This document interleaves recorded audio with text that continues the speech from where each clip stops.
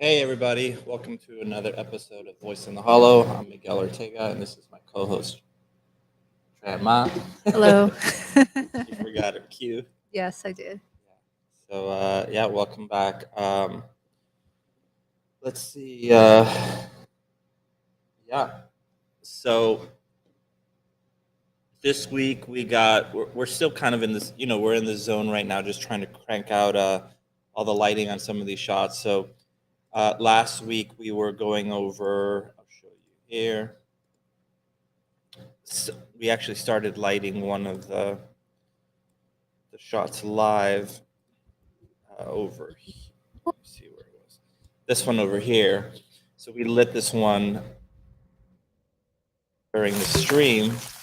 Nitakuwa nimeurusha kwa nguvu sana. This one's new. Siuoni kweli. So for those of you that are tuning in for the first time, what we're basically doing is every week we're breaking down every single step of the way as we do it. So we're not even done. So it's not a tutorial after the fact, which is usually how these things are done. We're actually figuring it out as we go. So it's as real as possible. You're going to see all our mistakes along the way. You're going to see things that we do, and then 2 weeks later we undo them and redo it completely differently.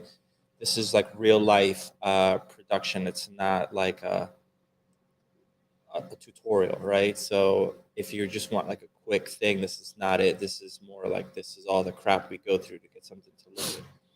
So yeah, last week we're already in the lighting stage of some of the shots. We don't have everything laid out to start lighting it, but we wanted to get this sequence done, and we started lighting this last week on the actual stream. I was actually pretty happy with how this lighting turned out. Nitakuwa nimeurusha kwa nguvu sana. Siuoni kweli. So all of this stuff. So I did the motion capture for this one this week. One thing that I noticed is, so I've been doing the mocap two ways. I did buy a standard deviation helmet for the mocap, which connects to your iPhone. But sometimes I'd get lazy and I would just do it with, the iPhone on my hand or whatever, or I would just put it on a desk usually. I realized, like, this is a very duh thing to realize, but the helmet makes a gigantic difference. Like, once I wasn't using my hand or I wasn't just putting the phone, I was picking up a lot more detail. I mean, this is pretty subtle, but definitely love that helmet. So I did this one. I'm doing all the face stuff myself, so I'm the one. I know all the dialogue pretty well, so I'm just doing all the recording on myself. I know the timing and I know exactly what I want them to do. So I'm just, repeating what they said. I was really happy with this shot. You can see that most of these, pretty much all of these, already have cloth simulations. Last week, not everything had cloth sims. So Tran has been doing the. Let's just start from the beginning. Ni mawindo yangu, ulichelewa tena.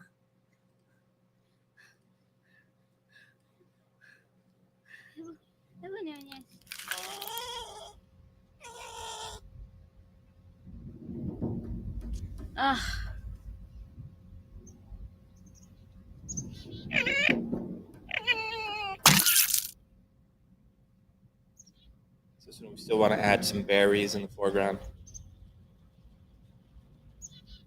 Jamani. So we have to make it a little bit cooler. It's too warm. Nitakuwa nimeurusha kwa nguvu sana. Siuoni kweli.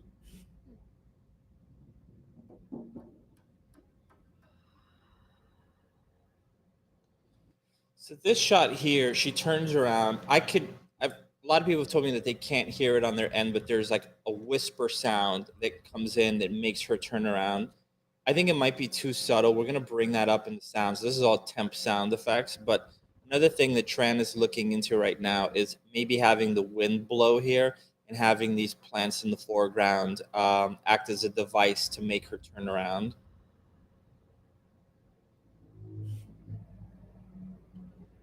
And she will see the spooky path.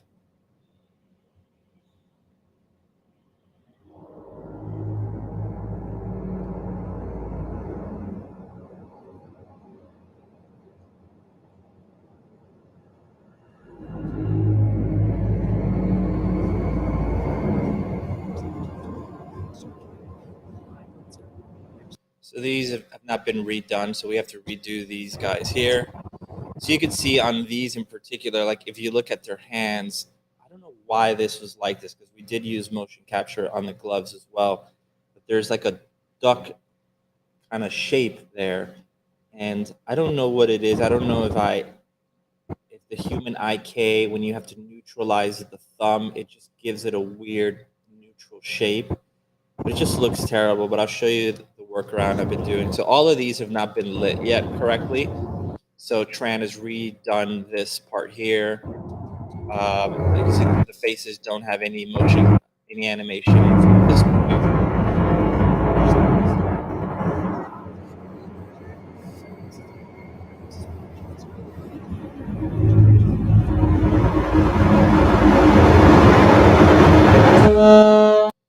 All right, so that's where we're at. So I'm liking it so far. I think this is really where we ended up yesterday. So Tran has redone these vines completely. They look much better than they looked like before. They're much closer to the ground. This was a pain in the ass to do. Yeah. Partially because it's my fault, because I gave her the wrong mesh. model, so she He did gave it me the wrong twice. mesh, and I did the vines, and it was on the wrong mesh. So Yeah. I did it again. And I was super mad. So Yeah. Oh yeah, you didn't hear the whisper. Yeah, it's weird. I hear it on my end, but well, I hear it on my end too, but it might be just too subtle. Again, there's no sound design yet. yeah. We don't even have a sound designer yet. So all the sound is just me temporarily putting stuff in, and that whisper was put in part of the music, which would not be like that. So we just have to adjust it. And the problem is, if I try to bring up the whisper, it brings up the entire music as well, so I can't bring it up. But yeah, so what do I think so far? So I'm liking everything so far. There's a few shots that I like this shot, but I think at the end I have to show her walking into frame here to connect it to this next shot. So I might try that right now. Camera pulls back, and then we have that. So we have to get the wind in there. The other issue that I'm having is right now you can see as she's stepping out, we have this bright light on her face, which I like because I want to show. I intentionally kept it dark in there, almost like a haunted forest. All of the lights, by the way, on her face right there, that breakup is just a light function.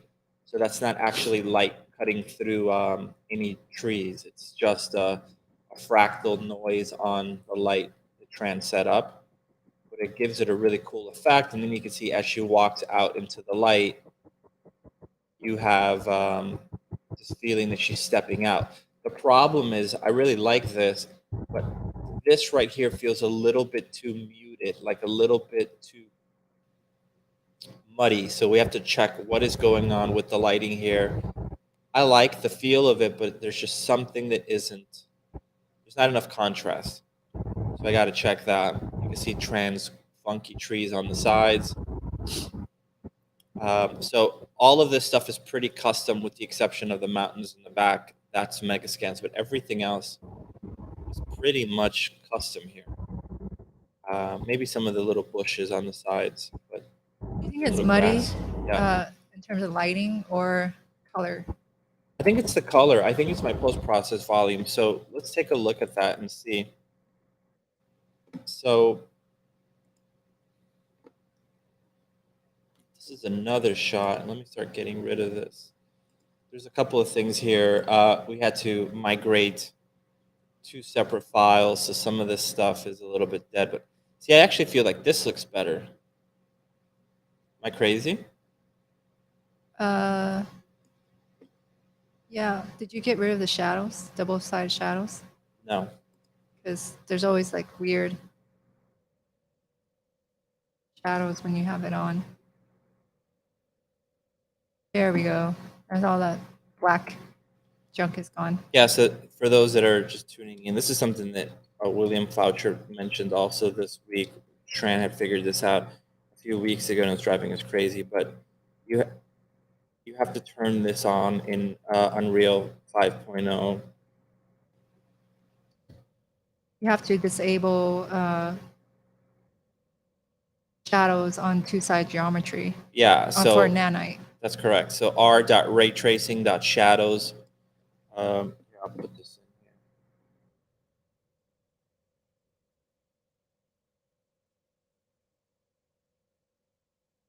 Oh, that's the wrong one. That right there. So when we turn that on, it fixes the shadows here. So, okay, so let me go to the main shot and see how. Is it that, or is it because you put like the lighting there? When I That's- was working with the scene, trying to put the lighting back, because what's been happening is we started our project before the final release of Unreal 5 came out. So we were like back in before preview, right? Early release, early access. And every single time we would update, it would screw up our scene. So I tried to put the lighting back to the way it was supposed to be. I didn't really finish. I just gave it to Miguel. But the lighting is changing camera to camera with whatever we have right now. So this is with my post-process volume turned off. So there's definitely something weird here. So, all right, so let's take a look at this. I'm going to create another post-process volume here.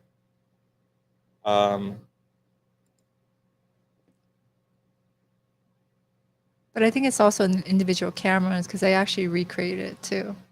And your lighting is changing from camera to camera inside your sequencer. Yeah.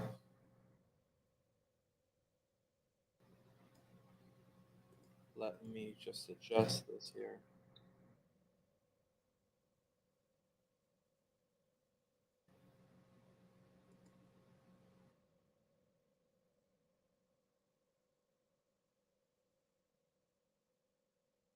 Yeah, it's weird. It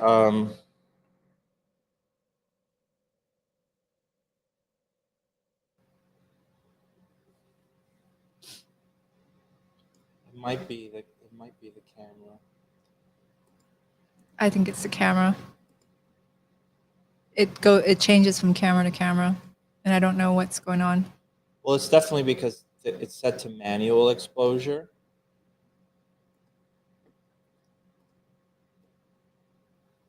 You want to show what you're doing in the details panel? Yeah.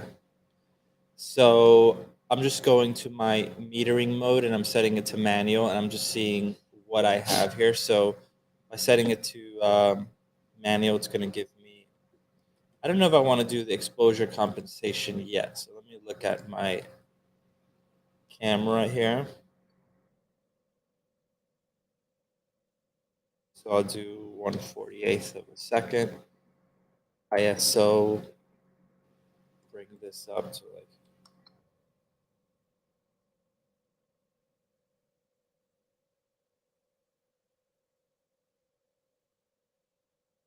That's correct. So let's see. 3000 ISO. Let's go to the temperature here. Temperature, there we go. So do white balance. I'm going to shift it slightly blue. I'll go to my gamma.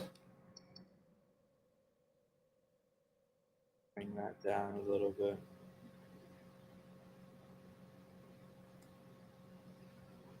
I'll go to my shadows. Make them slightly red.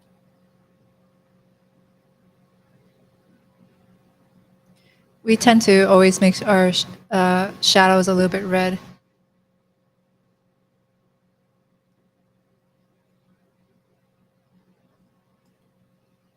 Okay, so let's do that.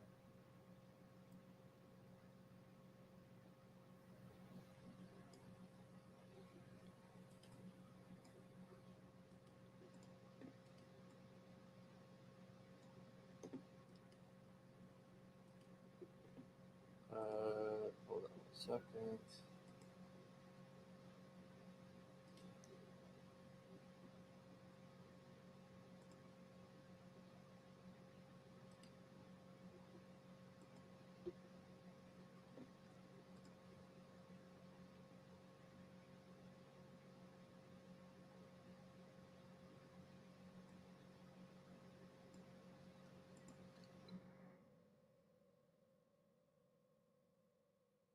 Incredible.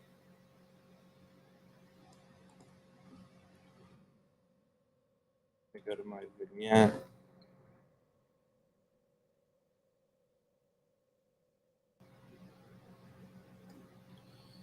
Yeah, I don't know. It's not. It still has a muddiness to it.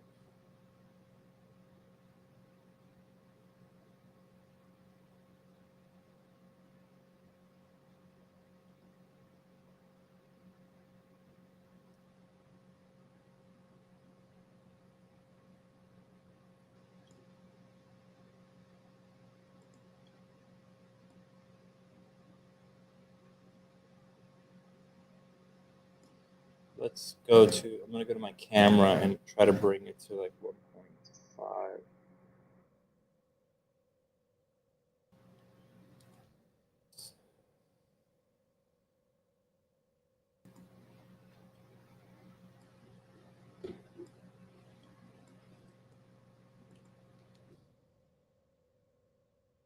I'm going to bring up the chromatic aberration just a little bit, just to soften it a tiny bit. So you can see what it's doing. It's just softening up the edges. What is the goal of the session? We're making a short film from beginning to end.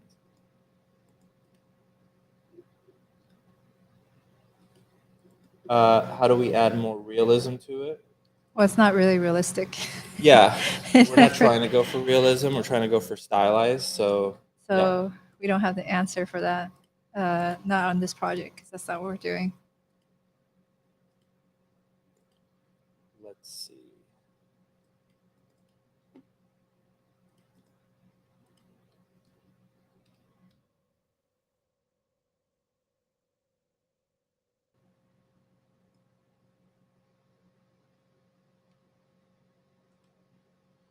I was wondering, are you working in real time with Unreal with Premiere?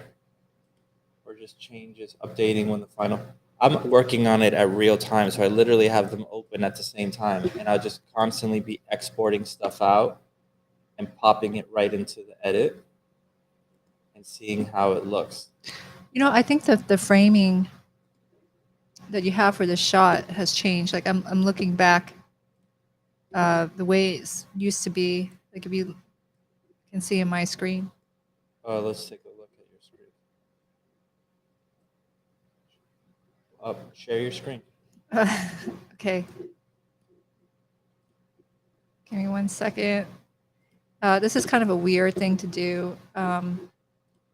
Basically, what's happened to us while we're working on this is that we've been updating our project or Unreal as we go, and every single time we update, all our scenes completely break, right? Like the lighting gets destroyed completely.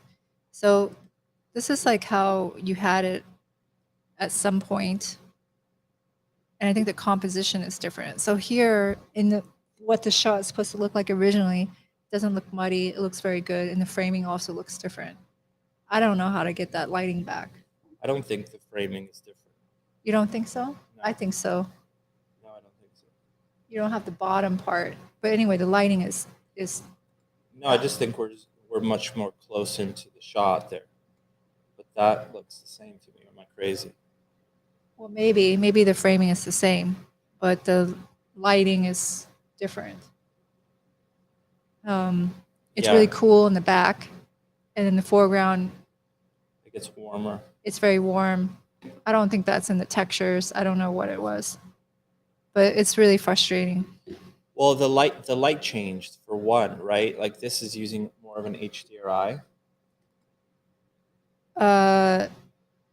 Yes. I don't know how you lit that one. I lit that with the physical sun. Okay. So let's try that for a second. It's going to not have the cool sky, but let's take a look and see.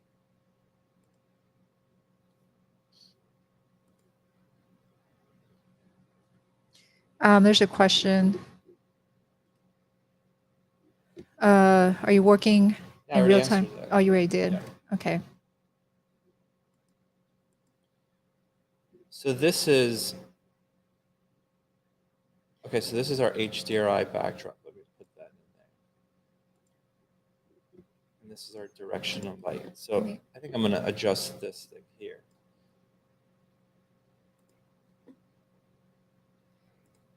There's a question that's a little slightly off topic. Notice you're using Clarice. Do you have a plan where you use that instead of Unreal or just experimenting? I used Clarice like a while back before Unreal became a thing. So a couple of years ago. But with Nanite, I just rather go with Unreal for various reasons. But the big advantage for Clarice at the time was being able to bring in decimated meshes and just bashing them together, kind of like what you can do with Nanite, right? But I think Unreal is like the tool now for that. Yeah.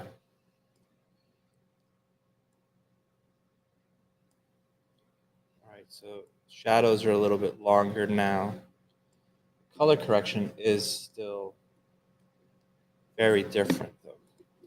I'm not going to get caught up in that because I think it's going to be hard for me to pinpoint that during a stream. So I'm just going to move on to the next shots because I think once you figure out the grading thing, it's going to propagate across all the other ones. So, okay, so let me go to the next shot here that I have, which is this one.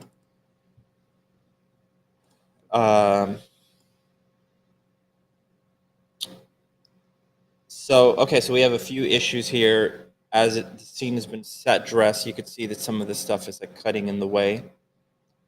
So I just have to drag it into my sequencer, and I'll just go to track, actors hidden in game, turn that off.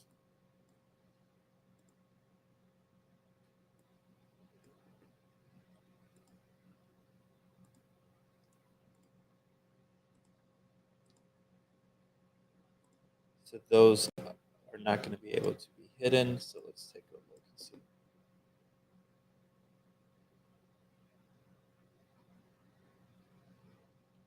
Yeah, I'll show the fog stuff in a second.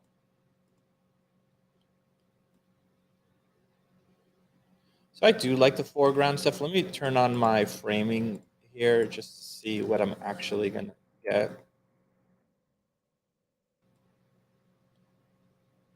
It's a couple of things. So we're doing the exponential fog, but then we have like these fog cards that are like a total cheat. So you can see if I select. Oh, you got to hit T. Yeah, if I select some of these guys, they're literally just fog on a card. Which actually looks pretty nice there.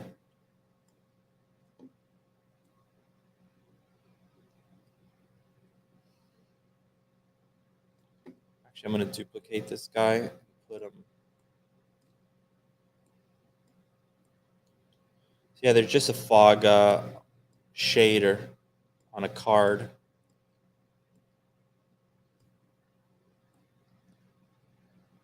As you can see here, we could put this guy.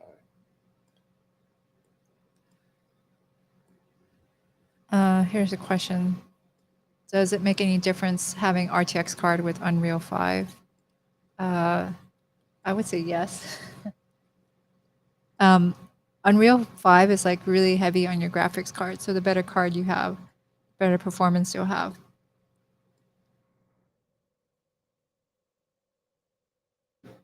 Scale this out.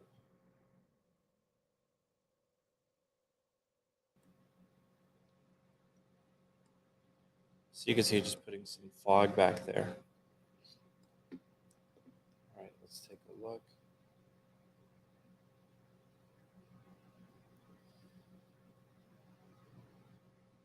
So she's not moving, which is a little bit weird. This is like, the thing about the way we're doing this now is we set this whole thing up originally like in previs, which is what you're seeing here. So as we get further down here, like this is like, as you can see, they're not animated or anything. And then when we update it to 5.0, some things have broken. Like a lot of shit. A lot of things broke. Broke. So this one here, she's not animated, which is fine because we have to reanimate it anyway. We're not reanimate it because it's all mocap, but we have to clean it up because the clothing, as you can see on these old ones, are not simulated. If you look at like the tassels here, nothing is moving, whereas when you look at this, everything is moving. Well, you can't really tell there. You can tell here. Everything is simulated. So we have to do it anyway. So I don't mind that she's not moving because we have to replace it anyway. I don't know. What do you think about this foreground stuff here? Because it's kind of, I can't hide it because that's part of the vines. But We'll just hide how it looks like without it.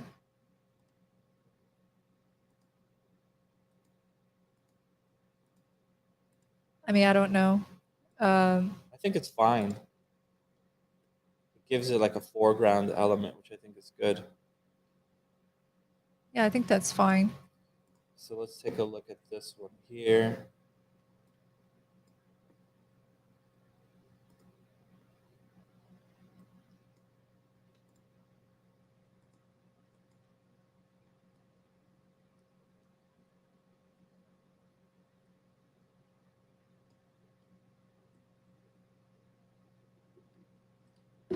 That's about right there. So this is the raw mocap, and again, you could see like that claw hand thing that drives me bananas. So we'll clean that up in a second and just bring it in here.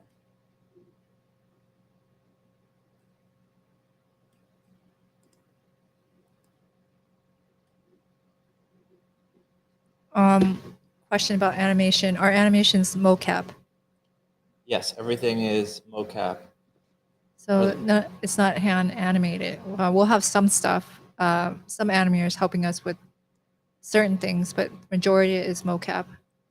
This is one of the few things that we have animated by hand. I'll show you.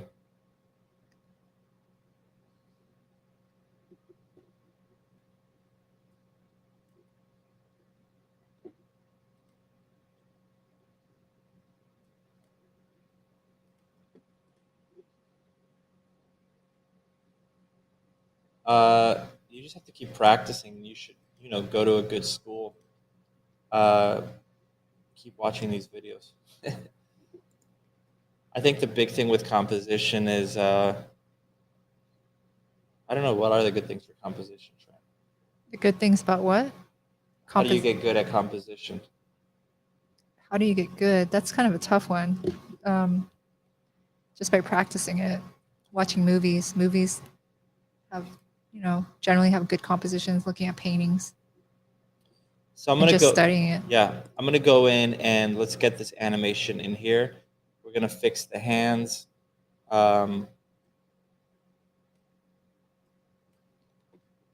So I'll open up my Maya file that has this. Yeah, do you have a good book on composition? Yeah, it's called Framed Ink. I'll put it here.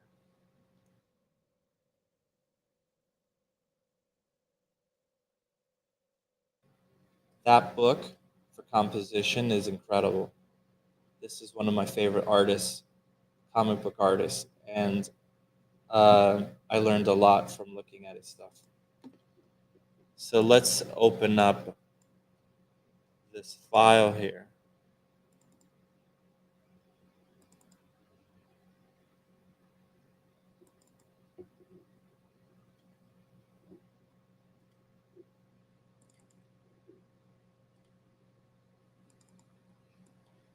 Give me 1 second.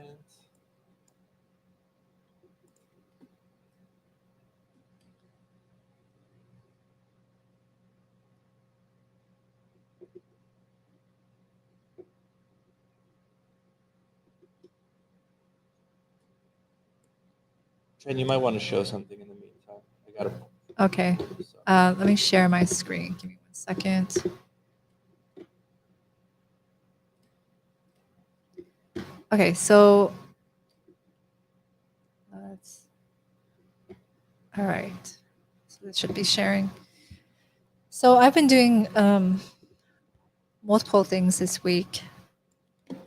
Claw sim, did some speed tree stuff, like had to make new bushes and plants, and looking into shop modeling. So we looked at a couple different options. One is called shapes. First, tell them what any of that even means. Yes, I'll show in a second. One is a plugin to Maya called Shapes, which is really great. And then another one is called Mush 3D. So shop modeling is like a thing that everybody does, right? So in our industry, everyone shop models, especially if you're working on like a movie pipeline. But it's like no one knows about it unless you're working in the industry. So and no one talks about it. It's like a hidden dark art. Like they pretend that it doesn't exist, which is kind of frustrating. But every movie does this. So if you're shot modeling, it doesn't mean that you did anything wrong or anything went wrong. It's just a natural process of the pipeline, right? So one of the things that you can do in shot modeling is you can add more muscle jiggle or like improve the anatomy or like changing of the muscles, making it more dynamic. And that happens all the time in the industry.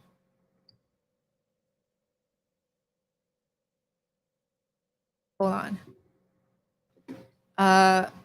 So for example here, if you look at this model here, this is actually an alembic cache, right? So this is where the rig has been stripped out. It's been exported as an alembic. And I have brought this alembic into this program called Mush 3D. Okay. You can play the whole sequence. And as you're looking at it, you can see that there's all kinds of problems and deformation. Like if we look at the shoulder, it starts to crumple back here big time, a lot, right? And I can scrub through it and we can catch the problems. One of the problems very particular is like, you know, the butt. You can see how it's doing really weird stuff like that. Now, alembic is just what you work on. So the question is why alembic over FBX, OBJ? It's just really what people use. So that's just like a very standard. Well, I can answer that. OBJ has no animation to it. It's just a static image. And an FBX would require the rig to still be there, which makes it heavier. Yeah. So this is just a raw geometry. It's just geometry. There is no rig attached to this at all anymore. Okay, so you can see all kinds of issues here. Now, the character does have, for what we're doing, like how we're using this, we're not looking, I'm not looking when I look at this to add muscle jiggle or anything like that. That's a big advantage of having a stylized character, is that this doesn't really have real sense of anatomy, right? Because it's stylized. I'm just looking to basically fix deformation issues. And if for certain shots, like she does have a skirt, right? So you might think like, hey, it doesn't matter if the butt is doing this because the clothing is on top of it. Well, it actually is a problem with the cloth sim, right? So a couple of things that happen aside from the form is that if you have a lot of geometry interpenetrating itself, like for example, right here around the thighs, and if I try to run a cloth sim, the clothing is going to get stuck inside. And when it gets trapped inside geometry, the actual cloth can explode during the cloth sim, and the sim can go wrong, right? So I'm not looking really to make it a perfect form more than just to clean it up and maintain some of the form. As far as stuff like the shoulder, here I need to correct this because we can actually see it. I'll give it a quick or just a simple demonstration just to see how it works. So up here, I have a bunch of sculpting tools, right? I can see my file over here. I have my play here, so I have my frame range. And then over here are these different buttons depending on what I want to do. For the most part, I just want to change the sculpt. So if I click on, let's just do it on the back. So this is obviously not a real thing I would do, but I think it would be easier to see what it is I'm trying to explain. If I just click on sculpt, it creates this red dot here, right? So I have a keyframe, and I can now go into one of these tools. So let's just say I go to a standard brush, just click on standard. I can change the size of my brush by middle mousing. And then if I hold shift middle mouse, I can change the intensity. Okay. So let's just say I sculpt this bump just so we can see it, right? Now, the bump is just going to maintain on the back like this. But I can also add keyframes to the strength. So if I say I want to go over here and I hold shift middle mouse, I have now created a keyframe, and I can control how it fades in and out. And I can also put a keyframe here, right? So now when it goes from here where it's at 0, and it goes over here, we see the bump, and it goes, goes away here. So that's just basically how it works. Shot modeling is just sculpting over an animation. It's not animating because I'm not an animator, right? So I'm not trying to animate anything.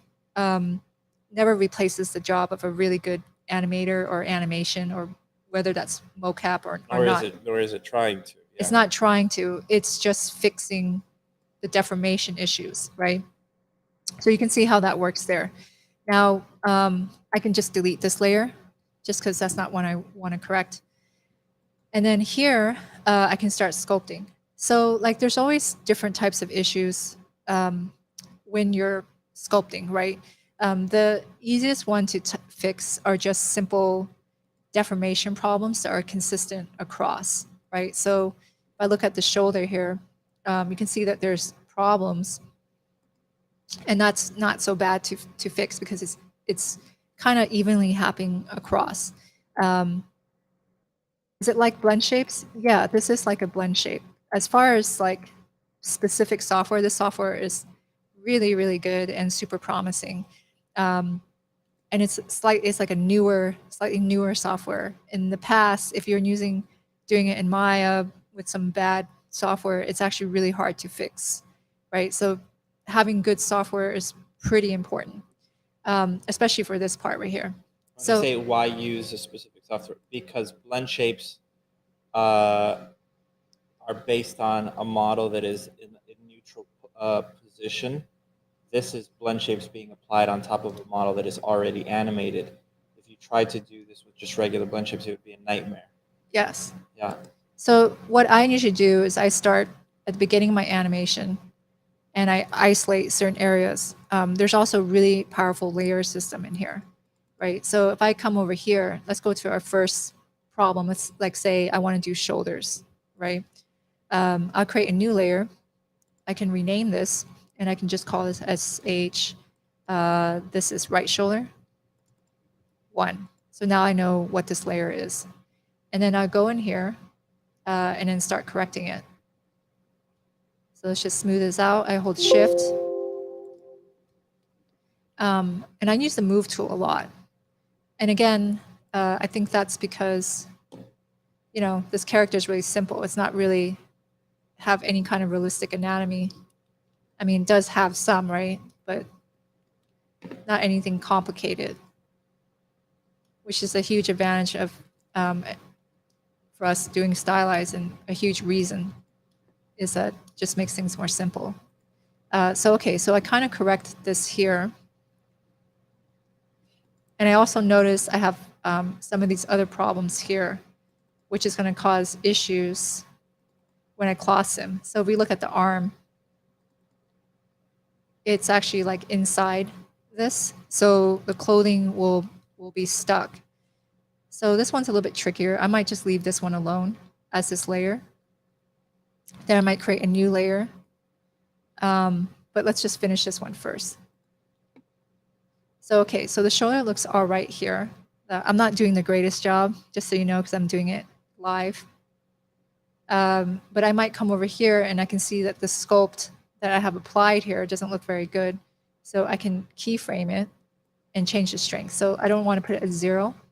But I can key it here and go, okay, at this strength it looks good. Let's see how it looks here. I can add a keyframe and just have it turn off. And then over here, you can see that looks pretty bad. So I can key the strength of my sculpt to maybe here and just let it fade out. Okay. This does take a lot of layers, as you can kind of start seeing, right? So then I just move forward in my timeline, and I might go to this frame and see that this is messed up here, create a new layer, also rename this to SHR _02, and then just come here and correct it and try to fix it. So I usually end up with a ton of layers at the end, just by doing like this. You do want to, for me at least, I do want to isolate the parts of the problems because, in huge part, the keyframing, right?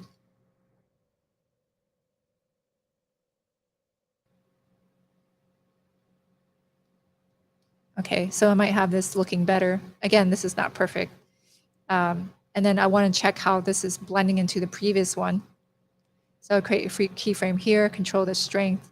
I can turn it on and off and say, okay, it looks all right here. Let's turn this off. And then just move forward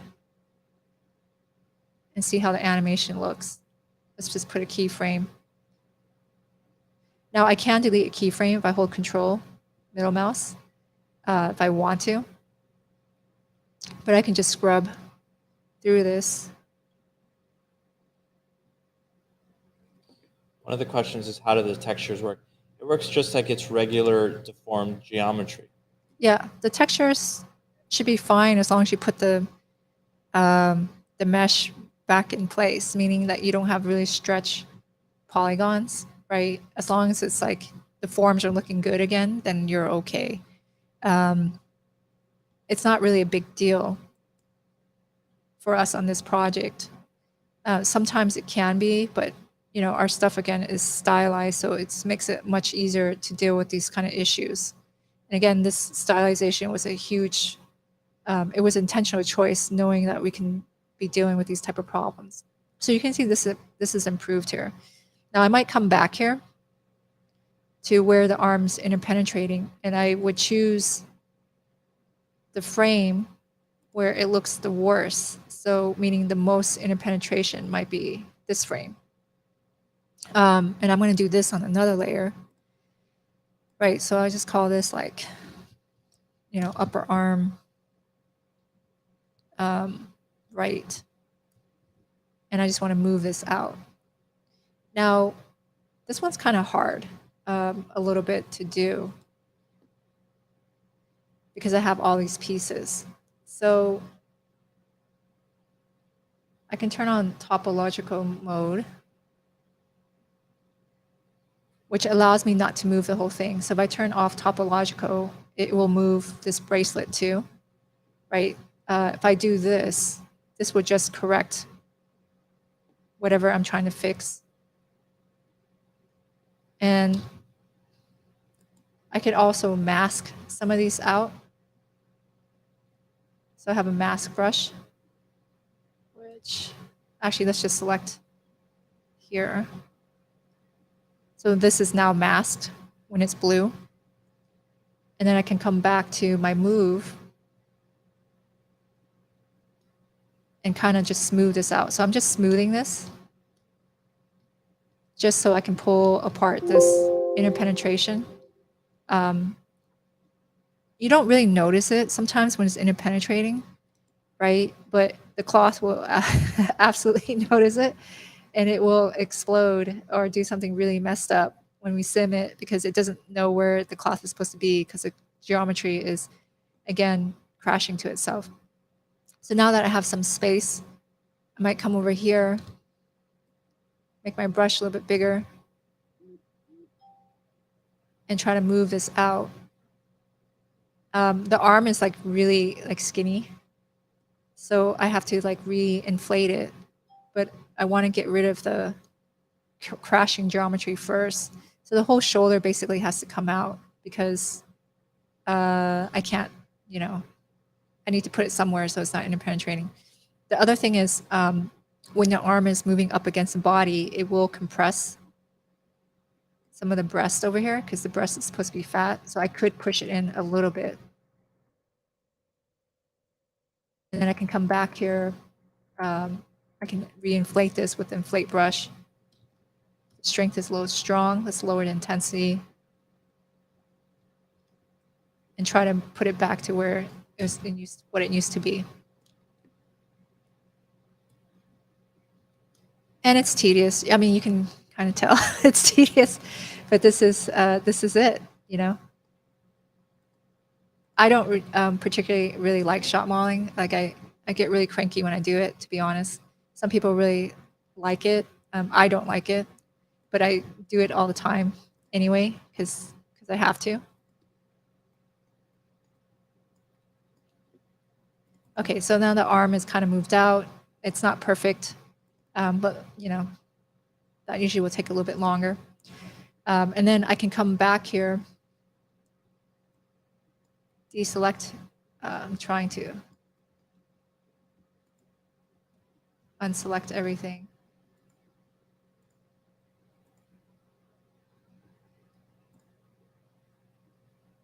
Or I can just make a new layer. Let's just do that. And now I can come back here.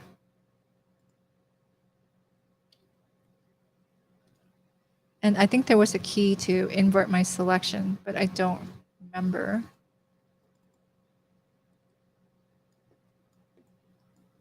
So I'm having problems with the selection. As you can see what's going on. There's probably a way to do this. There's a manual, but the manual doesn't say all the shortcuts. So I don't know what the freak the shortcut is.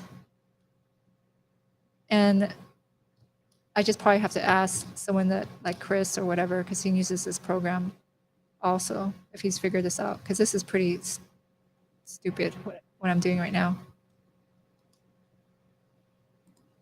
This is super stupid. But this is how I did it because I don't know what the shortcuts are. Stuff like this, I wish shot modeling wasn't so secretive. I don't know why they make it secretive. It's because the companies usually want to say that it was all their proprietary rigging tools that made it look good. Yeah, like it's an advantage for them to market themselves. Like they have a secret sauce when usually it's a bunch of people in the back fixing the stuff. This is for everything, like even for Thanos or whatever you think like that there's some crazy. Yeah, this is like on really high-end movies. They do this. Yeah, you just never hear it. They'll talk about how it was all this crazy cloth sim, muscle jiggle, whatever, and it's usually just 2 or 3 people in the back doing this stuff, not getting any credit for it, but getting paid a shitload of money. And then they promote it as if it was all done with proprietary yeah, like it was done by simulations. like a computer or like some software. Yeah. And not the artist touch. I'm not going to get this perfect because you guys can see that. The issue with like it for me or for anyone not having this be more popular, it's like I don't know what the hotkey for this is, and I can't really find it because it's not really heavily documented, right? It's an amazing tool made by an individual, and it's not like I can Google this because so few people know about it. So I can't like go, oh, let me just look this up. Like in ZBrush, since ZBrush is so popular, I can just Google how to do anything in ZBrush, and there will be like a billion videos, you know, showing how to do that. And I'm doing this really stupid. Okay, so let's pretend I selected everything.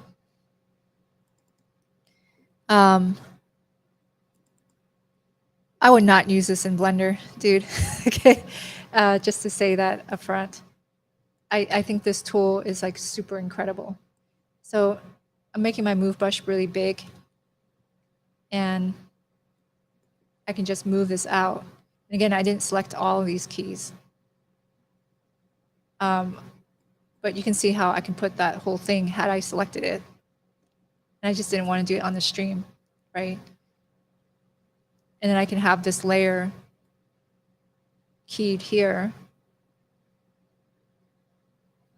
and just kind of key it so that it stays on top. So it goes back. This goes hand in hand with what I did in here on this layer. You also have a control weight. On this one, I probably want to start phasing out the arm move a little bit. So say something like that, right? So now the arm is moving out of the way. Again, it's not the best demo because I don't know how to quickly select this stuff, and I don't want to spend an hour having you guys watch me try to select the little beads. So I can have something like that. But anyway, then that's how I can correct that. So this will be one of the issues. Let's ignore this kind of mess. Let's just turn this off because it looks bad. Okay. You also have an intensity slider on these layers, so I can actually just shut them off. And let's just focus on another problem. So if I come back over here, and this is a separate problem, type of problem.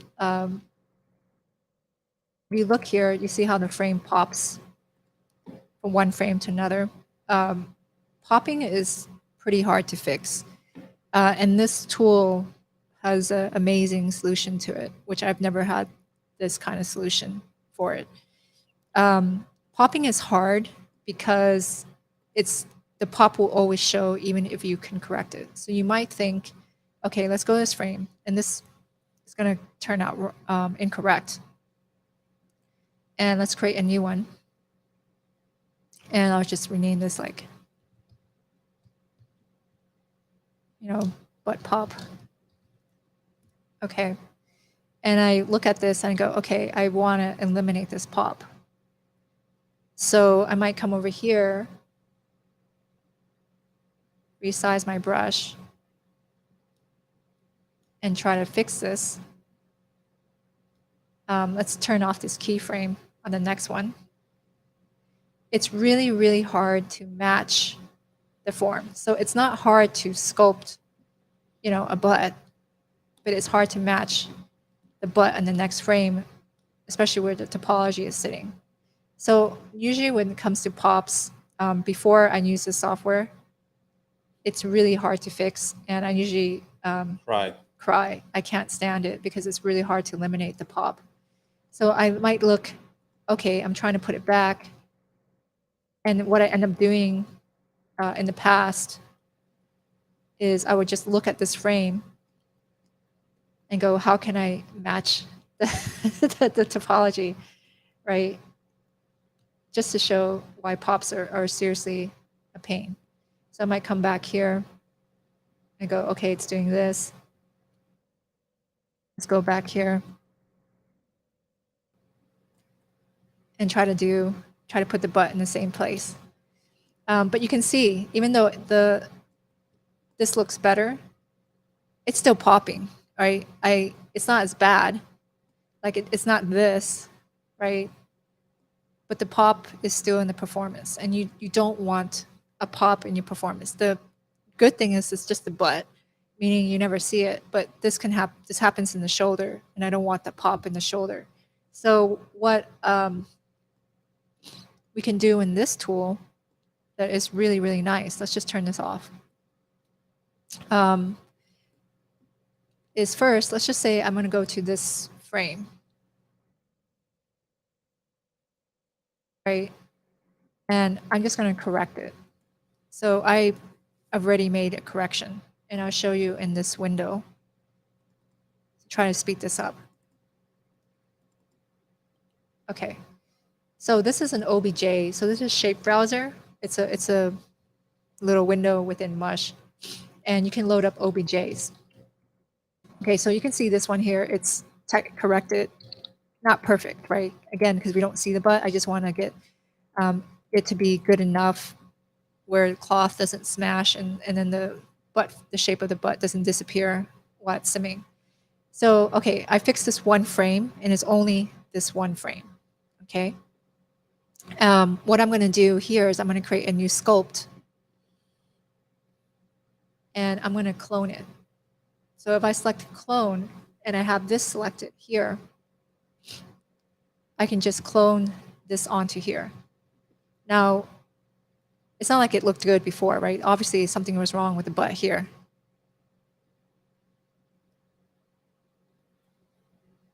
That's a nice comment. Yeah, that's a very nice comment. Thanks, Juan. Okay, so now the butt is better here. And I'm just going to clone over. The clone tool is like really, really, really incredible. Okay, so that quickly gives me this one frame that looks better. Now if I come back here, it looks like this because it didn't translate. But I can key this and turn it off, okay? And then I can watch the rest of this and then kind of keyframe how the strength of this. And I'm probably gonna have to do more. But let's just say I'm gonna do this and just turn off the keyframe here. Now let's come back to the pop. Now I'm gonna go to the frame that it pops here, and I'm gonna create a second layer.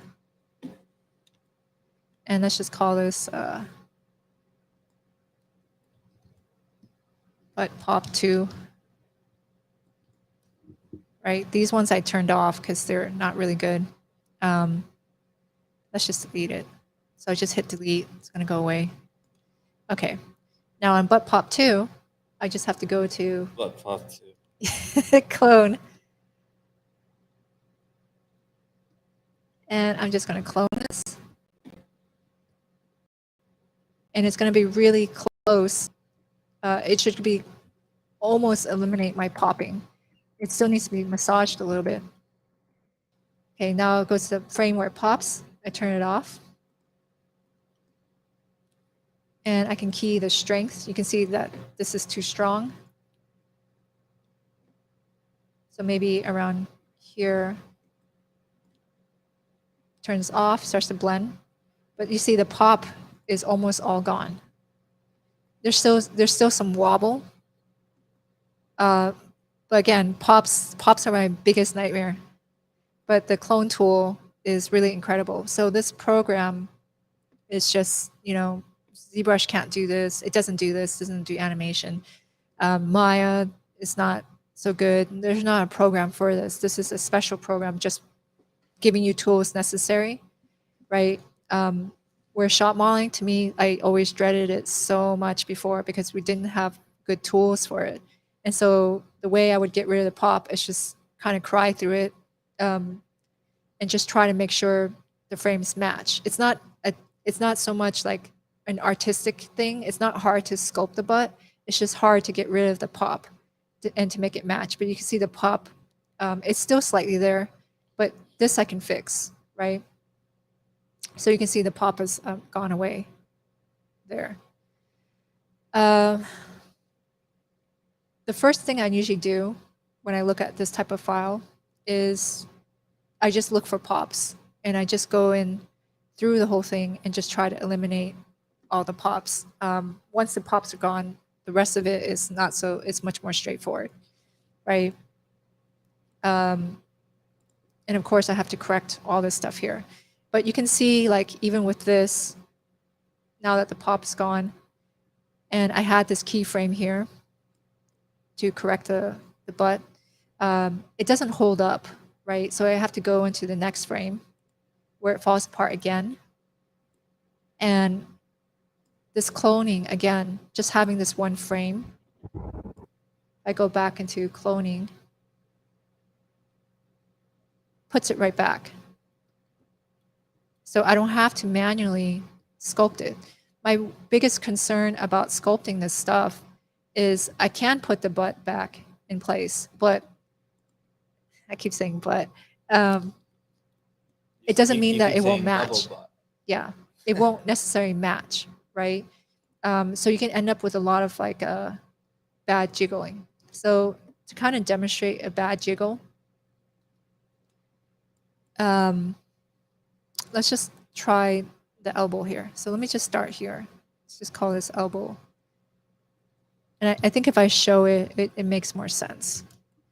Okay, so let's just say this has bad deformation. And I come in here and just correct it. It doesn't seem so hard, right? Just kind of smooth this out. I'm really glad that we went stylized on this because this is much harder when it's more realistic. because I have to worry about the muscle and stuff compressing. Okay, so now that's a better shape, right? Now, you generally don't want to have too many keyframes. So what can happen sometimes with some animation is you have to do so many next to each other, but they're really difficult. So let's just say I do one keyframe here, and I do this keyframe right next to it. And again, in this one keyframe, I have it on, and the frames before and after, it's turned off. Okay, and on this one here, I'm going to do the same thing. And I try to correct it.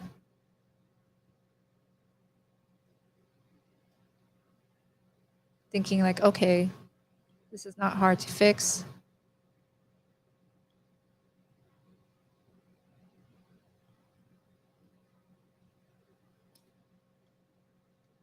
Okay, so now I have that. I go over here, let's shut this one off. And let's turn this one off here. Let's do one more. Just to demonstrate. Let's do this one here.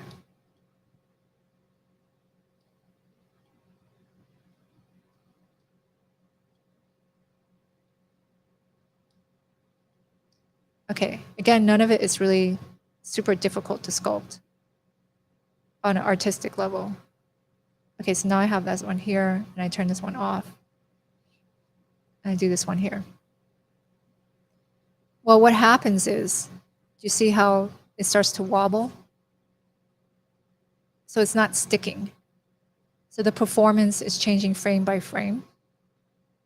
And you're getting like this weird wobbling. And then your character, the surface will just feel like it's doing this, like waving Swimming, throughout the yeah. whole swimming. So those are some of the things that is tricky about shot modeling, is you want to look like you corrected the form, and you don't want to feel it, right? Meaning that your form can't swim. Let's just extend this one so you can see what I mean. Right? It shows up in animation. I mean, we might be able to get away with something like this on a stylized piece, but this would not fly. So those are the things that are very, aspects like that can be problematic. What the clone tool does is if I clone a part, each time I do it, it's putting the vertices back where it should be, and it eliminates a lot of swimming, right? Like, so you don't want all this swimming form. Whereas in the past, we didn't have this tool, and stuff would just swim across the surface, and I would just like cry while doing it because it's hard to get rid of the swimming, if that makes sense. Yeah, so you're bringing up a good point. For the selection thing, wouldn't it be easier to select the larger object, invert? I don't know how to invert them. I don't know if there's a hotkey for it.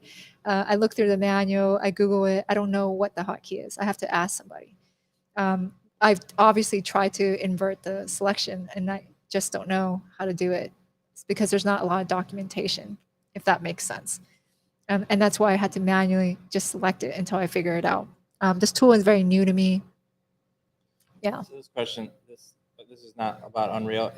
Everything is about Unreal is just a renderer. So if you don't know how to do this stuff, you're just gonna, what are you gonna do in Unreal? Just put in like a bunch of spheres. Like everything is ultimately gonna end up in Unreal, but you need to know all these other things in order to make the Unreal stuff look good. So Yeah, it's not, we aren't using Unreal to. this is not like an Unreal show. Like, yeah, this is not specific about Unreal. This is filmmaking, how we make a short yeah. in Unreal, and these are part of the processes. Yeah. So there are a lot of good Unreal tutorials out there that you can look at. There's none that are doing what we're doing, I don't think.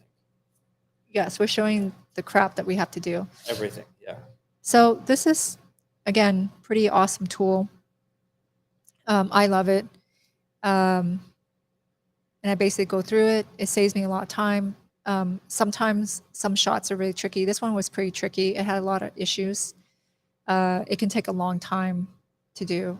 Some of them only, takes like 30 minutes and it's corrected and it's done.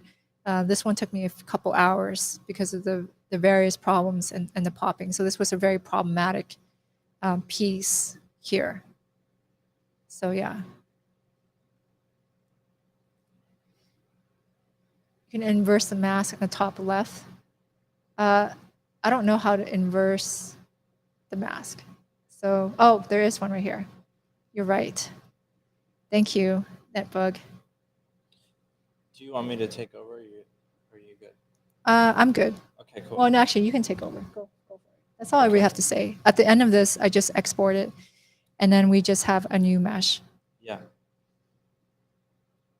Yeah, so we're doing this for almost every shot is going through this process. And again, this tool is like super, super, super new. So I spent my week testing a bunch of other stuff, and I just started using this one. This tool is new, but this process is not. So we were using. Well, I'm new to this tool, so I don't know this tool well.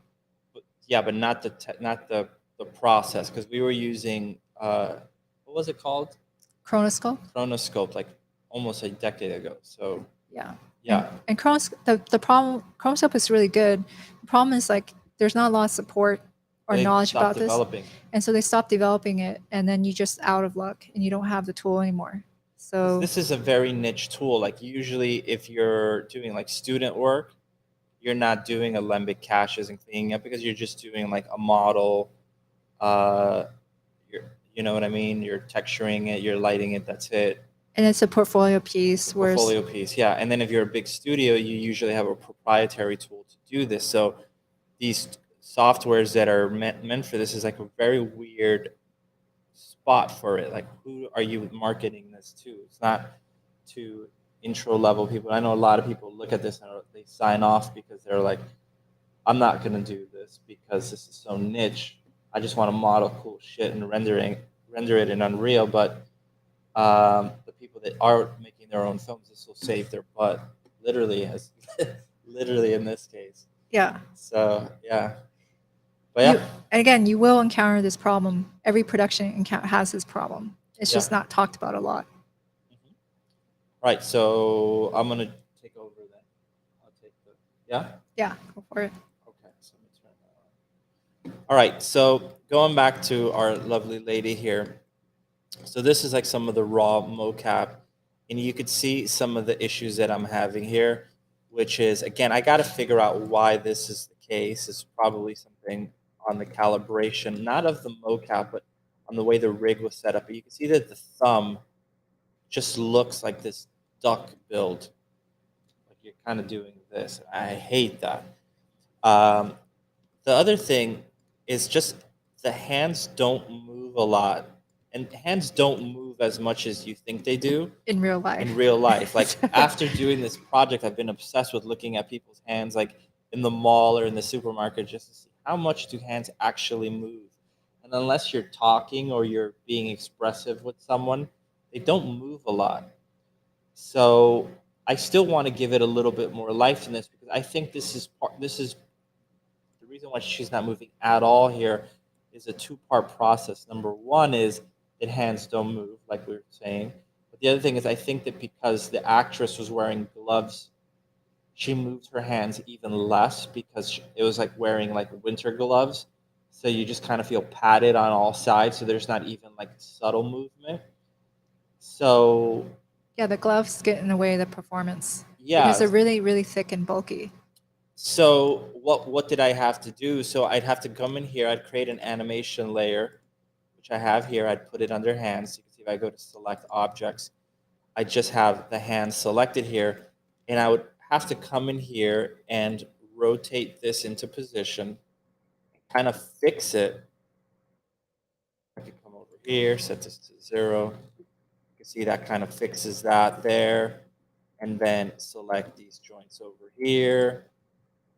Bend them a little bit so it doesn't feel so unnatural. Maybe this one over here, and maybe bend this one over here. And I could key this. I could come over here and be like, ooh, these fingers are kind of interpenetrating each other here, and I'd have to fix this. And this would start taking a very freaking long time. Even though it's not anything difficult, it's just moving this around, it was taking forever. And then once I did that, I would come over here, select objects, and add a keyframe. And now, since it's on an animation layer, right there, the hands are fixed, right? But then if I came over here, it's just an additive layer. Later on, it might start looking funky again, or it might just look completely lifeless, which is what's happening right now. So that's not a great solution. So I had to come up with something to make this thing move a lot quicker. And that's just one hand. You have a completely other hand over here. So I started looking at some stuff. And if I open up this rig here,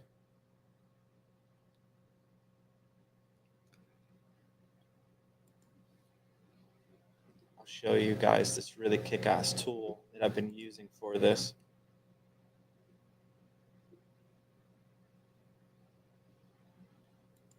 Let's give it a second.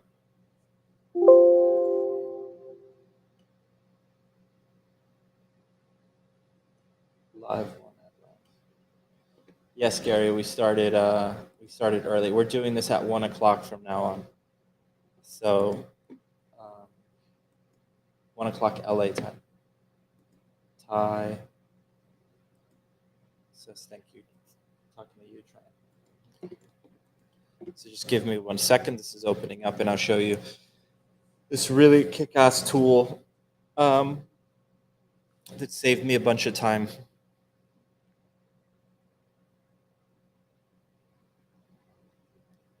It's funny, these files usually take like a second to open, but because it's on a live stream, everything moves slower.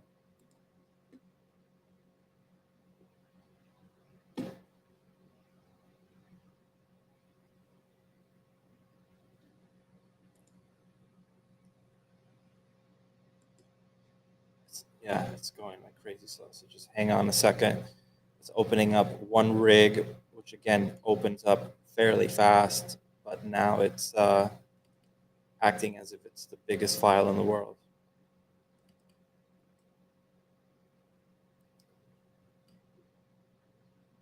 Does anybody have any questions while that thing opens up?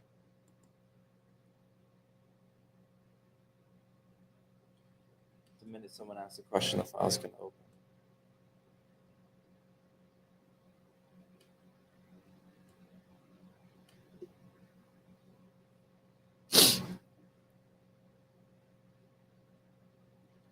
So it's almost ready. We've been working on this thing for 4 months, and this file has never taken this long to open. So funny.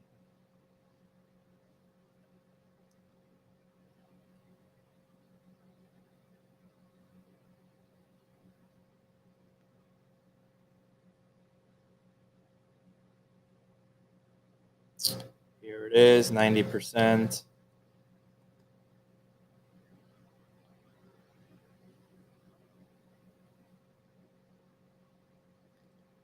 Oh my God, this is crazy. That's what happens when you go live. Everything goes wrong. Yes.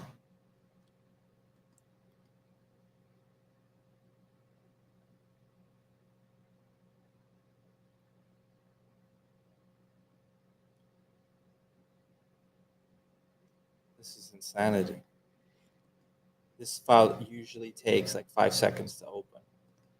Yeah. Yeah.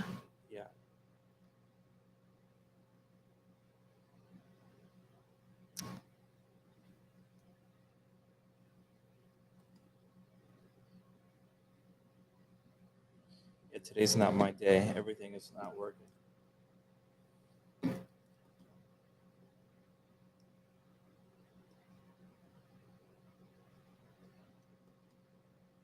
Do you want me to show anything? It's stuck at 96%, of course. So is there something you can show?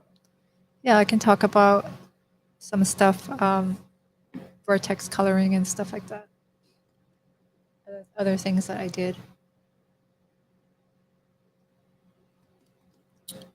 Yeah, I guess you might as well. This thing is just Okay, let me just load up my having a heart attack. Give me 1 Yeah, second. it's just stuck at 96%. Yeah, when it's like that, usually it means like it's stuck. Okay, so let me share my screen.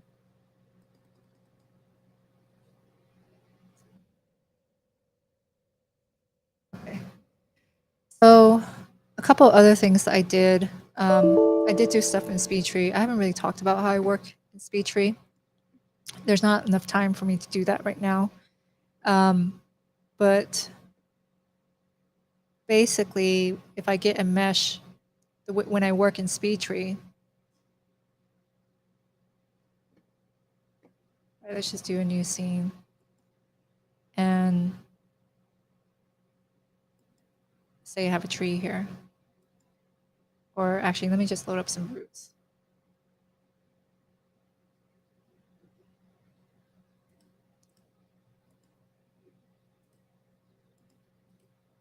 Okay. And on my end, it takes a moment to load. So I have basically dealing with two types of assets when it comes to custom assets. One where it's completely custom made. And when it's completely custom made, it has custom UVs and everything, right? So all the UVs are laid out properly in Maya, and then it's brought into Substance and it's painted on, and no UVs are overlapping. Now, when I make a mesh out of SpeedTree, like this, for example, right, this is how I made these vines. I just basically have one material that came from Megascans. So I downloaded some kind of bark material. And I just have it tiling over and over, right? If I go in here and I decide I want to customize the textures on this, this is a pain because I would have to lay out these UVs. So the UVs that come out of SpeedTree just sit really randomly in space. They cut out, you know, for example, I'm not going to load it. I'm just going to explain what happens to it because it will take too long to load. But if we look at the UV editor here, let me just load up a pen. Generally, you want everything to sit in clean UDIMs in order to be able to texture it. When you get something out of SpeedTree, it doesn't do that. Let me just pull this up. The mesh will instead of looking like nice little brackets like this, it will just like sit like this, right? So you can't bring that into a texturing program. One thing is if I wanted to customize stuff, I might think, okay, I have to lay this out. So laying it out would take a long time. And the second thing that would happen is I would lose a lot of resolution because now instead of tiling over and over and looking really sharp, I now have down-res everything to fit into one UDIM, right? So that's not what I really wanted to do. So a solution to that is I started using polypaint, which is vertex coloring out of Unreal. So if I load up that map, and I'm going to load up a ZBrush, and I'm going to do it very simple demo for it. Let's just load this up. Give this a second, just so I can show you the material.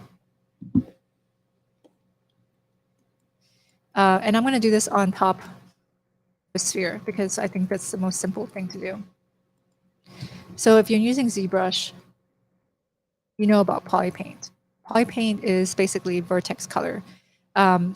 It's color that's on top of your model that's baked into, I'm probably saying this incorrectly, but it's on top of your actual geometry. It's not dependent on the UVs at all.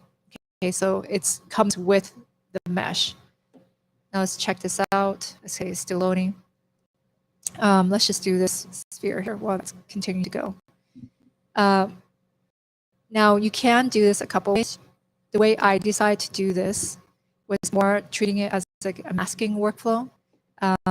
So what I did here, as an example, is I would flood this object completely black, like this. Okay, so now it's like this.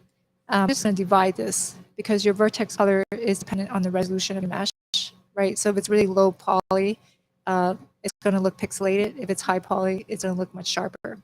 Now, once I had something like this, I would come in here and just paint mask and using RGB values. So 100% red. Go to the paintbrush that only does painting and no sculpting. Let's convert this. And let me just flood this again. I forgot to do that. Fill object black, make it 100% red, no green and no blue. Okay, so I might have a region here. And let's do all green. Here. And let's do all blue here. Okay, so again, none of this is actually texture. It's poly paint, which will become vertex color. As far as how to export it, it's pretty simple. You want to export as an FBX. I basically don't do much. I just make sure my normals are soft and my options are, you know, not much, anything at all. And I'm just going to export this. Let's put it in demo. And let's call it sphere vert color. That should export really fast. Okay, now this is loaded up in here. Let's just get rid of the bad shadows real quick.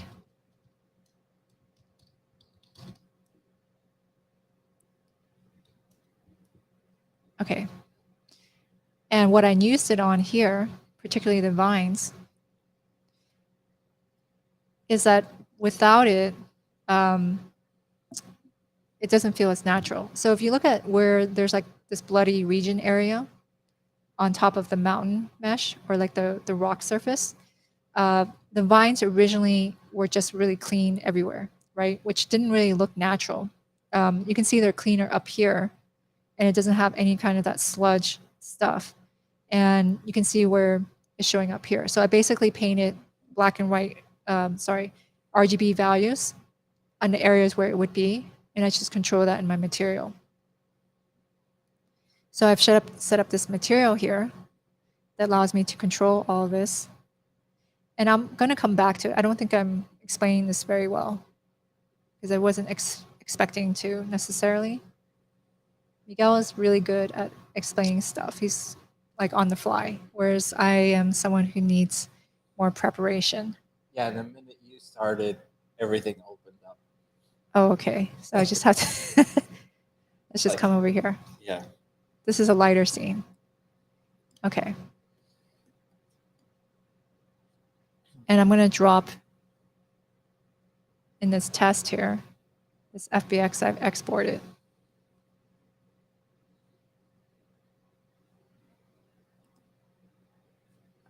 Let's not do any nanite. This should export pretty fast because it's just a sphere. Okay, so I have this sphere here and it's just whatever. Let's just drop it in.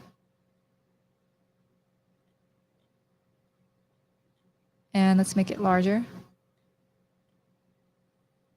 So this is the sphere that I made in ZBrush, okay? And it's an FBX exported out of ZBrush.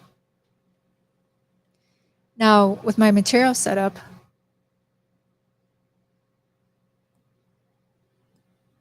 let's go to my master material.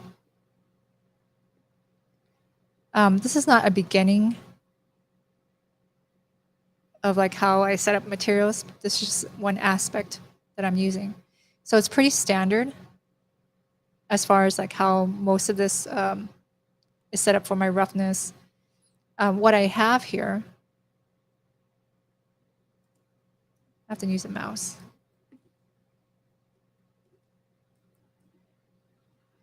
Is I have this vert color like this, right? And I'm breaking out my mask. So let's say I set up a new material just to show you how this reads. Let's go into my test here. Let's create material, just call it test. Now in this brand new material that has nothing, if I create a vertex color node, and I just take this and I plug this to base color, and let's just save this. Okay. Now, on this test material, if I throw on top of the sphere, you will see these colors here, basically RGB. For some reason, it looks purple, but it doesn't really matter for me why. It's probably because my post-process or something like that. But either way, you're seeing the actual poly paint that I actually painted, right? The way I'm using it is I'm breaking out my RGB channels. So if I were to just plug in my red channel, like that, you can just see I have this mask here. And again, it all looks a little bit weird. I'm not exactly sure why, but it did work in the end for me. These become just mask like this, and I'm just lerping them, putting them in the lerp. And then in my main material, what I have here, let's come back here.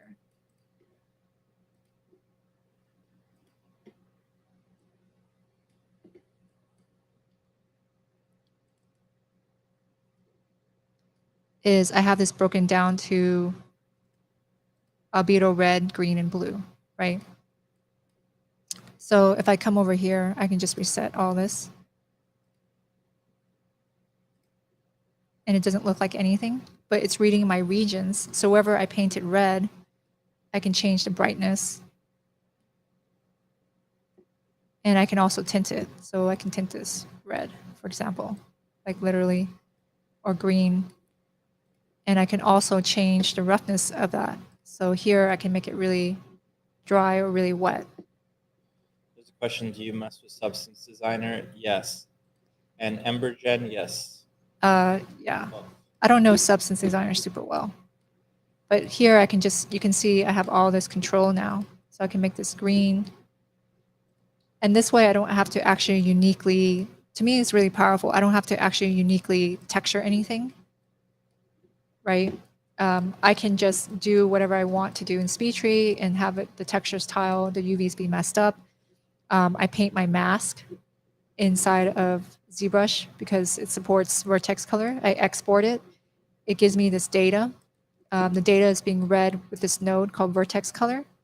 And I just set it up in my material so that it looks good, you know, so that it's breaking out here. And then I can just go into my material here and just say, yeah, I want this to be really wet, that to be really dry, and I can color it to match. And so I've been using this technique for that scene in order to match like the custom stuff. Yeah. Do you want to finish showing what you're showing? Yeah. So, I mean, is that it? That's it. Yeah? Okay, cool.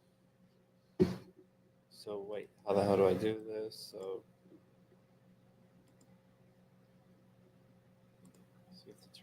okay, cool. All right. So sorry about today. Today I've been having a bad day. So again, so the hands are all messed up. We have to clean all this stuff up. So there's this tool that I found called Studio Library. And it has an interface like this, which, as you can see, I've already added a bunch of things to it. And it's just the greatest freaking program in the world, or plugin. It's, first of all, it's free. It's really well designed. When I started seeing videos on this, I thought that this was going to be like $100 plugin. It's not. And I'll just show you what it does. So if I come over here to my main rig here, you can see because I have mocap X on, she's going to be giving me faces as I work. That's just the way it is. There's no way to disable this, the face stuff. It's not permanent. It's just reading off of a file, but just so you know, if I scroll through this, you're going to be seeing that. So basically what this does is I could just come over here and grab these joints, set this to 0. Oh, I have to turn this off. I have it set to stance, so it's like a permanent pose. So you could just kind of find a pose that you want. It could be whatever you want, something like this, something like that. whatever. Let's have her close this up like this. Come over here, come over here. Close this up. Okay, so she's going to the Danzig concert that's coming to LA soon. So there we go.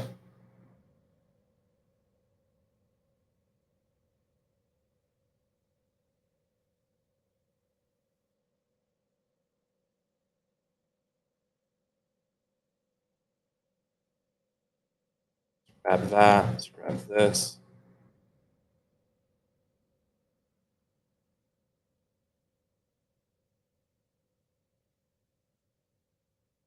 Right, and once you have that, you could just come over here. We'll just go to our controls, select the controllers. Oh, this is from the wrong one. Because I have two copies of my open. So just come over here and just go to new pose. Come over here. You can see it takes a screenshot of this. Let me make sure I have this still open here. So you can see it's taken a screenshot of the hand. I could call this metal, and this is her left hand. So left metal, I can put a comment and press save. And there it is, left metal, okay? I could do that, I could mirror it over, I could create all kinds of different poses, but the cool thing is that now I could just come over here and you could see I have these saved up. I could just go to closed fist, kind of closed, but then I could just use the slider here and even go in between here, completely open. This is open, but you can see there's spread, open, non-spread, more neutral. And again, you could blend in between here. So like that. We have our metal that we just saved. We could just bring that in like that. Okay. So you can see really freaking powerful. This seems like it's not that cool, but trust me, this thing has saved me. Well, it saves you insane time amount of from time. saves you time from having to animate every hand and every finger on every shot, Exactly. So if I come over here, because that would take a long time. it takes forever. So I come over here, I go to my hand animation layer. So you can see I have my base animation, my position, which is just where I place her in the right world space. And then my hands is just the animation for the hands. So let me just focus on this. So let's go to select objects. So there we go. You can see just the fingers are selected. And you can see the hands look terrible there. So now really quickly, double click that, double click my other hand. So I have my studio tools here, studio library, sorry. And immediately that looks much nicer. I could come over here and close this up just a little bit. Maybe I'm going to set this one to be more like this. And maybe blend it a little bit more open so they're not exactly the same, right? Select objects, add a keyframe.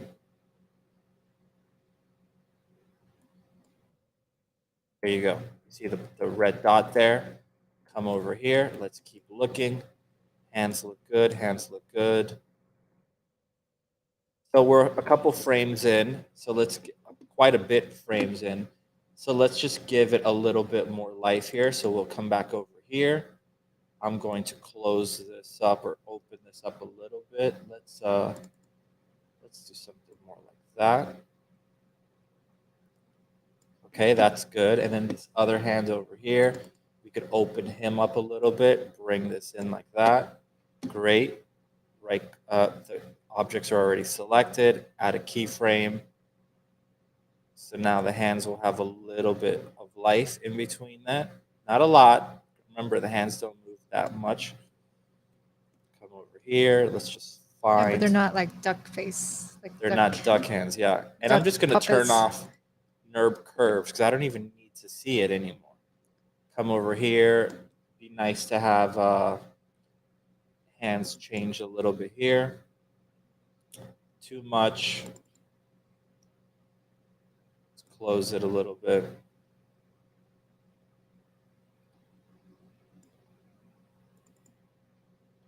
Kind of like that. This one over here. Open it up a little bit. Add a keyframe.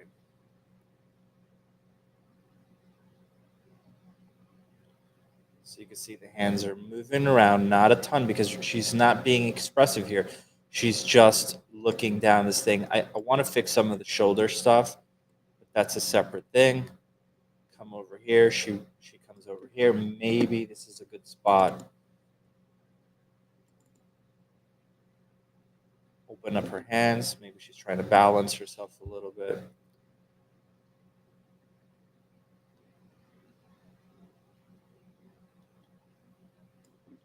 And we could just close them up at the end.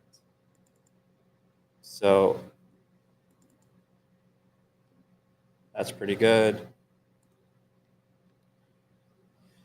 So seems really quick, which is exactly the point. It doesn't seem that exciting, but before I was doing this, I was manually going in and animating these freaking fingers, and it was driving me bananas. And the important thing is, the minute she actually does do anything with the motion capture, it would be additive. So I'm not losing any of that mocap, right? She's just not moving her hands that much. But if she were to all of a sudden, let's say her hands were to open up here and she were to close her hands in the mocap, it would still close up. So it's pretty kick-ass. So this one here, I do probably want to open up the hands. And again, this is not final by any means. I'm just showing you guys the tools. You can see just open it up a little bit and then close it up. You can see we have a little bit of life now really, really quickly. They just have to be like something that is not noticeable. So when the hands were like in the duck pose, they just looked really bad. And you would look at it and go, oh, this is a terrible hand. Yeah. And so just make it feel more natural. There's a question here. I'll just answer quickly. Can you add vertex color for rig geometry in Cinema 4D? I don't use Cinema 4D, so I don't know that specific answer, but I know, for example, in Maya, you can paint vertex color. I would assume you can do that in almost any software. So it shouldn't matter whether it's rigged or not. It should just be able to paint on top of your model. It supports vertex color. So Gary's saying, let's see, a big cheat I did before, if voice talent can act and use video to play on screen, iPhone on tripod, front of screen, and it captures from the video really well. Yeah, the thing is, Mocap X needs the 3D camera. In the future, remember, our voice talent is in Africa. So we, right? and they don't have the equipment. They don't have the equipment. So that was, I had to do all the face stuff myself. So I captured it. I know the dialogue. I swear to God, I know it better than they do at this point. Like Tran cracks up because I'll just be screaming Swahili while I'm wearing my the helmet and capturing the stuff. I know the timing perfectly because I've seen this edit a million freaking times already. The head rotation is all coming from the motion capture. So, and again, I know exactly what I want. So for now on this project, I'm going to do all the face stuff. But in the future, if we don't have someone in Africa acting, we would definitely have the actor just do the performance 100%. So you could just see, like, look at the hands here. So funny, the minute I start showing stuff, it just freezes. Like, look at the hands, how ugly they look at these duck hands. There's no life to them. They feel like penguin's hands. So it just needs a little bit of life. And then you look at some of these other shots that actually have that done to it, and it's just so freaking cool. barely see it here, but that doesn't play anymore. But The stuff anyway, you're doing is yeah. really heavy on your graphics card. You have Unreal open. You have Yeah, I Premiere, have two copies of my and you're streaming, so that's and I'm streaming. Yeah, tough on your card. yeah. But anyway, this thing is incredible. So let's say I save this. Let me show you another thing that's really kick-ass. So I save this scene out. I like the hands right here. Probably will end up using this. So this is the other part that it does, which is kick-ass. So let me just save this. Hopefully it doesn't take 10 years. Okay.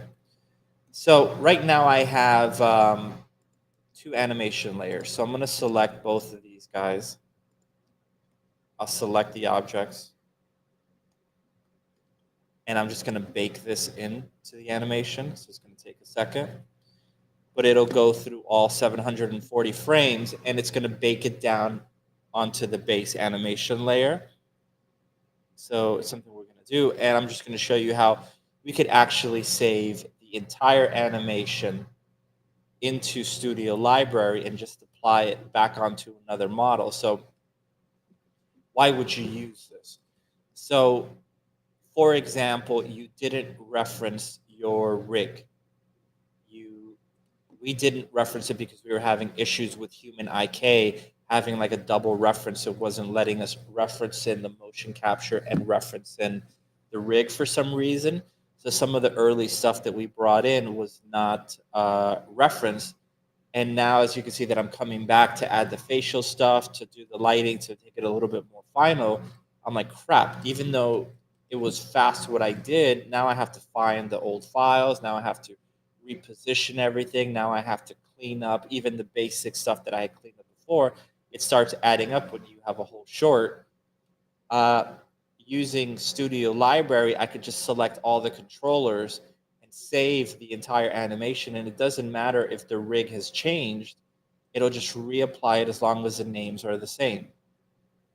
So here you can see it's being baked out. And I'll show you what I do in a second. This only gets funky when you have like constraints, because constraints get a little weird. But otherwise, it works pretty well. Just give it a second. So it's right now, again, it's grabbing all the cleanup stuff we did on the hands, or the secondary animation we did on the hands, and the position of the animation layer, and it's baking it back down onto base animation. So when this is done, she's actually going to look like the hands are going to look extra messed up because everything is going to be doubled up. So now we'd have to delete these two the minute this is finished. So just give it a second. But you can see on slow motion that the hands are actually constantly doing something, which is all we really wanted. Probably, considering this is 740 frames, you probably could put more in between shapes. If you link objects like the sorter tools to the hand, does it work well? Does what work well? Studio Tools or Studio Library? I keep saying Studio Tools because that's another program we use. A Studio Library. It should work fine. You even if you have to save it as a separate object, it should work. Okay, so you can see she disappeared because now it's baked down onto the base animation layer, meaning the position change in the hand. So now she's all the way up here. But the minute, because it's doubling up. So now I could delete these guys, and now everything is baked onto the main animation. Okay. So what's cool is if I turn this off, the geometry, and I just go to the NURBS curves, I could select all the NURBS curves here, right? Come to my Studio Library and save the animation file. It's going to ask me whether I want to save the thumbnail, so let me come over here. So you can see from frame 1 to 750, it's going to play blast it, which is pretty kick-ass.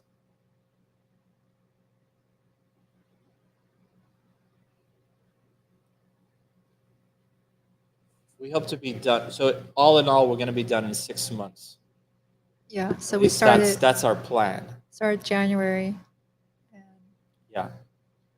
So we're hoping to be done by July. So right now it's play blasting. 750 frame play blast is probably not the best example to show because it's going to take a minute. But it's play blasting everything. It'll save the animation in here, so that in 6 months, if you open this back up, if it's a bigger project, or 2 months, and you're like, crap, what is this again? Which one is this? You'd just be able to click on it, and it would apply it. So you could save like an entire, there you go. So you can see over here, now if I put my mouse over this, it's showing you what that animation file is. So now I could just open up a completely clean file, apply it, and it'll relink that animation, which is pretty incredible. What's really cool is, since this is being applied at when you reapply it, it applies it at whatever frame you happen to be on. So let's say you do animate a whole cycle of hands moving or breathing or whatever. You could just apply it to any animation. Don't look at it as you have to apply an entire animation. You could just apply the breathing animation. So now all the animation would really quickly have this breathing applied to it. Or all the animation would have subtle hand movement. Like you do a 1,000 frame cycle of like the hands just doing this or whatever. Boom, just apply it on all the stuff that doesn't need like very custom stuff. So pretty incredible. You could just apply it the way we've been applying all this other stuff. Just come in here, double click it, and just reapplies it. So if I came over here and we go back to our rig,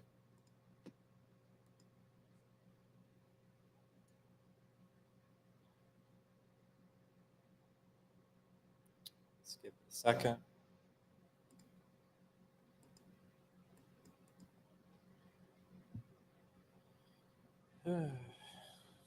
Today's been wait day for me, so sorry about it. Last week, everything went well, and this week everything is going bad for me.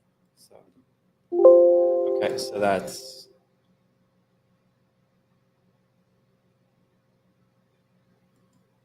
opening up,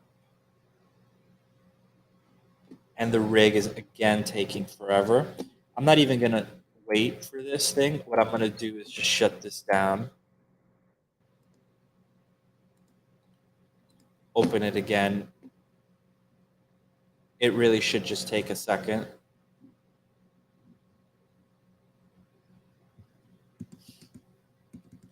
In the meantime, I could show you this, which is kind of cool. Let me just start opening this.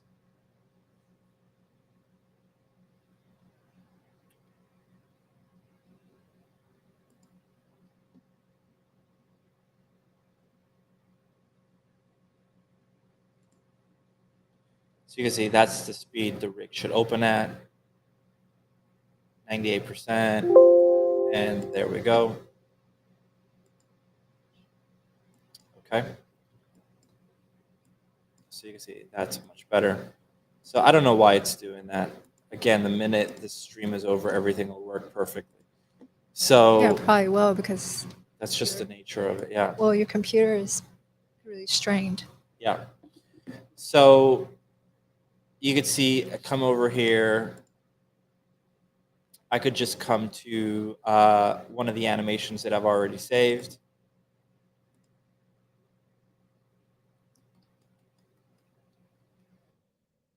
Wherever it is, there it is. And there it is. The animation has been saved and it's being applied onto the character. So really kick-ass, saves everything based on all the controllers. So a really quick way of transferring animation from one thing to the other. And of course, at any point, you can see all the hand stuff. We're adjusting. So she's medaling out right now. You can see really cool. So it doesn't just have to be hands. You could, of course, do this for blend shapes. You could do this for anything. any poses. You could save the poses. You could save the entire animation, and you could break it down by character. So you can see right now I have this set to Koa, but we could come over here and go to new character. So just a new folder. And that folder can be called whatever. It could be called Allah, or it could be the father character, and just save each one of them into that. So pretty incredible, really fast. I love this tool. I love that you could see a preview of the animation on any of these. You know, I think that stuff is really kick-ass. So you can see the little thumbnails there. This is just a handset. But yeah, Studio Library, cannot recommend this enough. I love this thing. I'll show you guys one last thing. So we have some progress on the Anteater, which we showed a couple of weeks ago. So this is one of the few things that is being hand animated.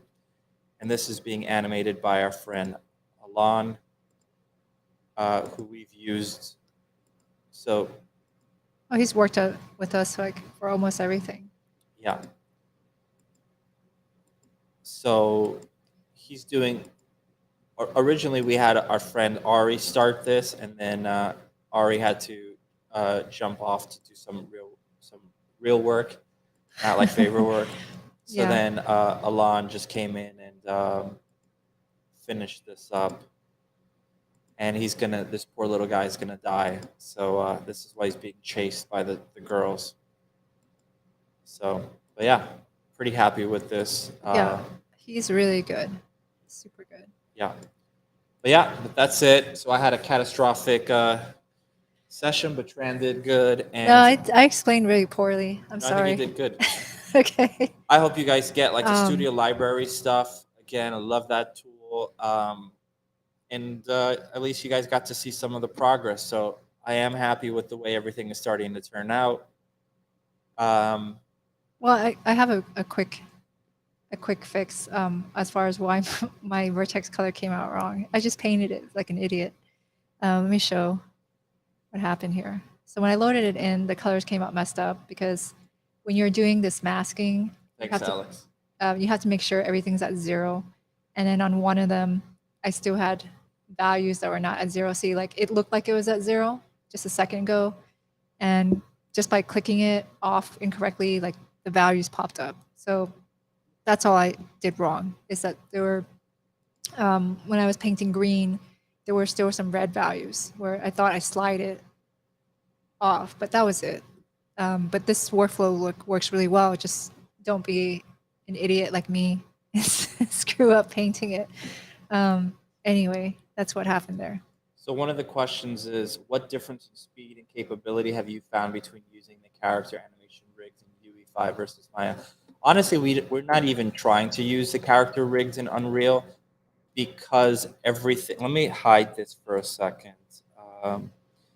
Everything here has this like complex clothing sims. See, like Nitakuwa nimewarusha kwa nguvu all the tassels. Let me just turn that back up. sana. There's multiple reasons why we use Alembic.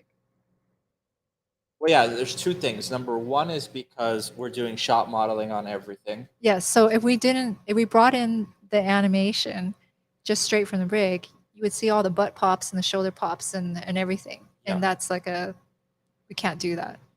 Yeah. So that's number one. And number two, like look at all this tassel stuff. That stuff has to be simulated in Marvelous Designer. So Yeah, like I know Unreal can do cloth sim, but it's can't not. do this. It can't. It's not at this level. So Yeah, and I love those freaking tassels. I think they look so freaking cool. And just all the, all the bouncy fabric. It's just so kick-ass. Like that stuff is just so difficult to do any other way. Like look at when she pulls that spear out of the poor little anteater. The way the tassels fly around. So freaking nice. So we can't do that in Unreal. So we're doing everything with Alembic. So might as well just do it that way. So yeah. Well, this is multi-layered cloth. Yeah, it's much more tricky. I know, I agree. Before, in the process of coming up with design for the clothing, what I did is I made actually multiple different types of clothes, and I just tested which one simmed the best, and that became the design. So whatever the limitation of Marvelous is, the clothing was working around it. But the skirts and stuff like that have multiple layers. They have underwear, and at least Ala has like 4 layers. But a lot of times there were trouble simming multiple layers. And again, it's just working your design until it actually can sim well. That's how I feel inside. That's right there.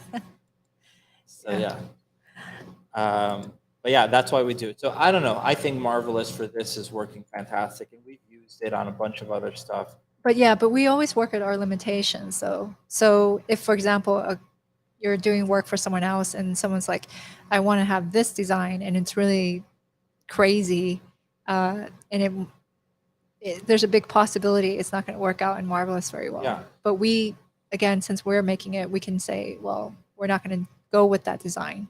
Where sometimes the client say it has to be this, Yeah. and then that's where you need like a big team and way more money to make something forcibly happen.